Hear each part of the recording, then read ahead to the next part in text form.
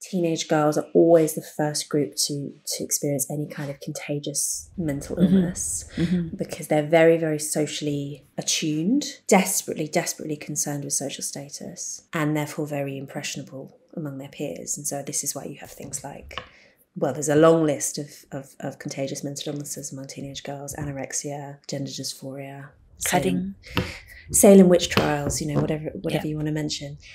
They have this really difficult balance where, on the one hand, being promiscuous is seen as a means of status, because it is a way of displaying the fact that you are attractive to men and that you are adult and sophisticated. So it has to some degree office status, but it's very, very fragile. Sort of, I think there's a tightrope that has to be walked, where if you are too promiscuous, then you end up actually being rejected as a potential long-term partner by men. But if you're frigid, prudish, whatever, then you end up also losing status. It's very, very, very difficult, and I think really, really difficult for girls to strike that balance. A very common experience for teenage girls nowadays, which I didn't experience because I was a little bit too old. I'm 30, so we didn't have smartphones until I was in my late teens.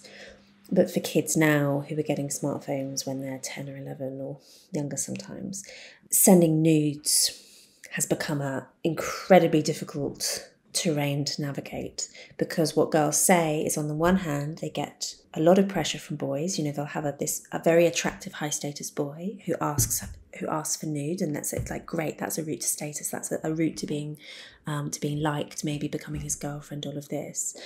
But then always in the background is the risk that those photos will be shared through the school, and then her status drops catastrophically. So they're just the game that they are playing, without really understanding the rules, without really understanding how everyone else, the true feelings and motivations of everyone else involved, is so painful, so difficult for boys as well. But the level of risk to girls, I think, is different from the level. What do you think of schools that are same-sex schools rather than mixed schools? Do you think it makes any difference to the immediacy of the need for status and getting in with the social group and all of that, if they kept girls and boys separate? Because I think that's really hard for kids to be together at that age, because there's so much sexual tension.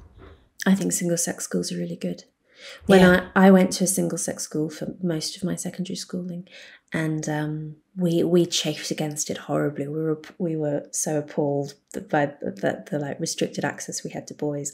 And now I think, thank goodness, we didn't know how good we had it.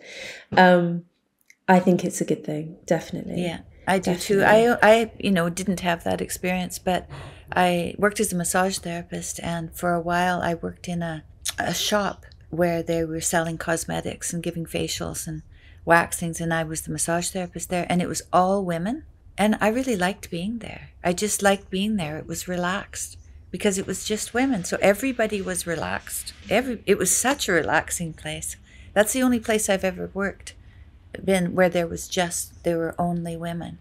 But I could see then just the advantages of that scenario, because as soon as there's a man, first of all, the man is going to act differently because he has to impress, and the women will all be in competition.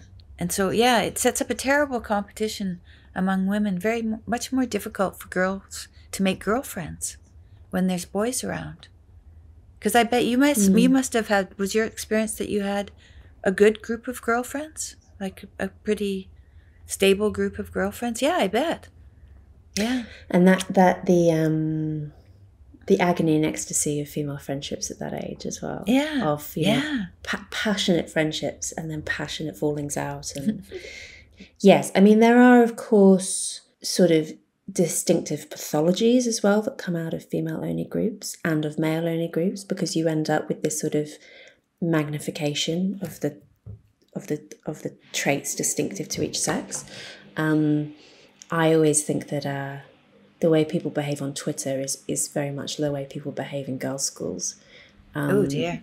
And a lot of backbiting. Yes, and I think it's because on Twitter you can't use physical violence.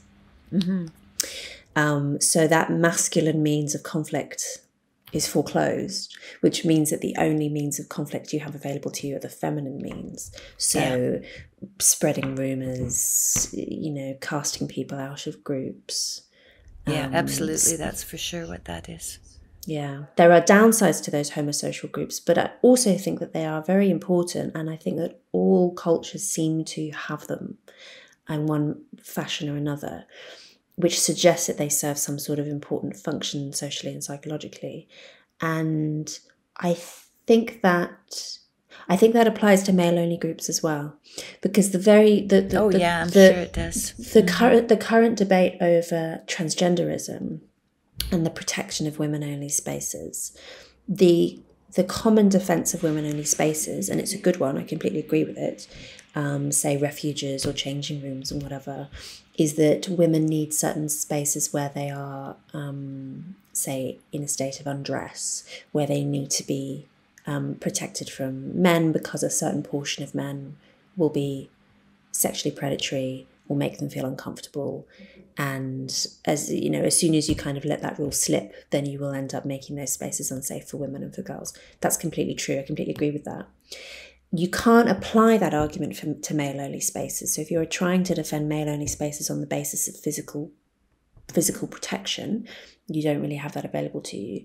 But I think there is also an additional defence of single-sex spaces, which has more to do with people being, as you say, people not having to worry about impressing the other sex, all of the, joys but stresses of heterosexual encounters being put aside.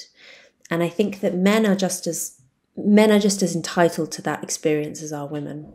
And I think it is sad that we don't really have those male-only spaces. I wonder, my son was listening to a podcast. Barry Weiss had a podcast, and she was talking about cell phone use and how she quoted that if you are in a conversation with someone and there's a message that comes on your cell phone and you look at it, it takes 20 minutes for you to have full attention back to the conversation again. And I wonder if you have a same-sex scenario, say a boys' school, a boys' classroom, and have a girl come in the classroom, maybe just to deliver a message or something, right, to the teacher, and then walk out again, that it would take 20, I wonder if it would take 20 minutes to get that class back in control. I wouldn't be surprised. And the same thing for women, if a boy comes in the classroom too.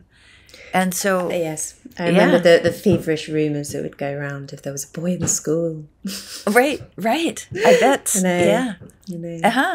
And so it really does take away our focus.